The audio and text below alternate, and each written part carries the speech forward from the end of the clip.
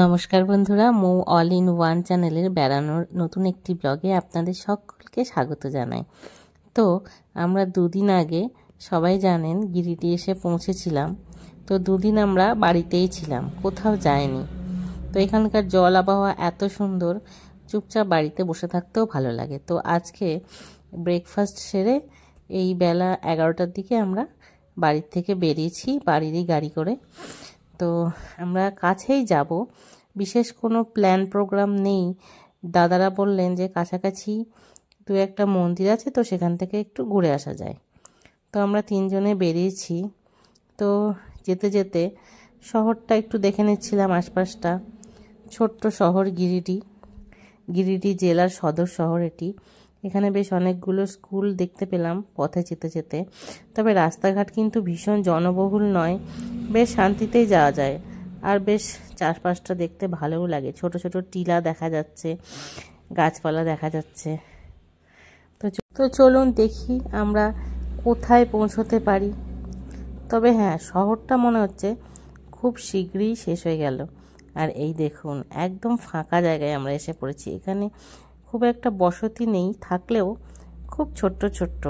আর এখানকার যে গাছের শোভা, রাস্তার দুপাশে গাছের সারি, সেটা ভীষণ সুন্দর।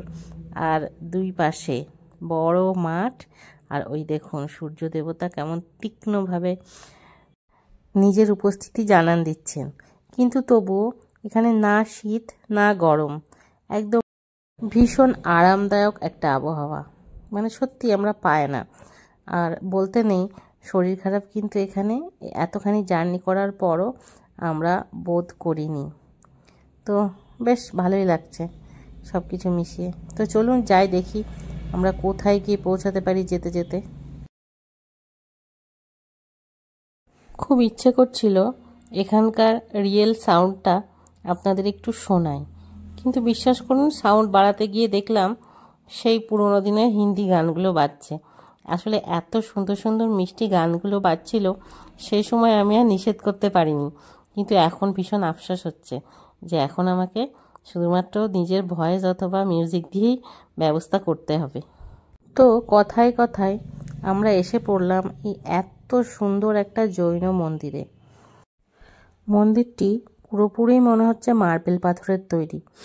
আর রাস্তার পাশে মোটামুটি যেখানে ভিড়ভাট্টা নেই সেই জায়গায় অবস্থিত। তো আমরা ঢুকে পড়লাম, যদিও বাইরের থেকে মন্দিরের ভিতরের সৌন্দর্য একদমই অনুধাবন করা যায় না। তো যে মূল মন্দির, তার পিছনে আরও অনেকগুলো মন্দির আছে। তো আমরা এসে ঢুকে পড়লাম। কি সুন্দর মার্বেল পাথরের খোদাই করা কাজ, আর কি বিশাল বিশাল দরজা কাঠের, এবং তাতেও খুব সুন্দর করে কাজ করা আছে। আমি দেখে সত্যি মুগ্ধ হয়ে গেছিলাম। আর ভীষণ শান্ত শিষ্ট পরিবেশ, কোনো মানুষ এখানে ছিলেন না, মাত্র আমরা এই তিনজনই। তো সেই জন্য আরও বেশি করে ভাল লাগছিল জায়গাটা। তো মন্দিরটা বরাকরে অবস্থিত, বরাকর নদী আর তার পাশে এই মন্দির। জায়গাটির নাম বরাকর।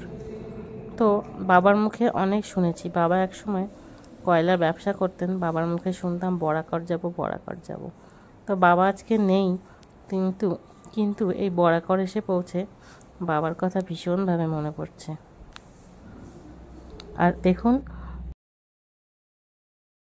মনে মনে ভাবছিলাম এখানে আমি সারা দিন চুপ করে একা একা বসে কাটিয়ে দিতে পারি, এত সুন্দর ছিল এখানকার পরিবেশ। ওই দেখুন দূরে পাশ দিয়ে বয়ে যাচ্ছে কুলকুল করে পাহাড়ি নদী বরাকর। আর মন্দিরের পেছন দিকটাও বেশ বাঁধানো চাতাল, সেই যে চাতালের যে রেলিং, তাতেও খুব সুন্দর করে কাজ করা। পুরো মন্দিরটি এমন শ্বেত পাথরের, আর এত সুন্দর প্রতিটা কোনায় কোনায় কাজ করা যে সত্যি খুব ভালো করে দেখতে গেলে মনে হয় অনেক অনেক অনেক সময় পেরিয়ে যাবে।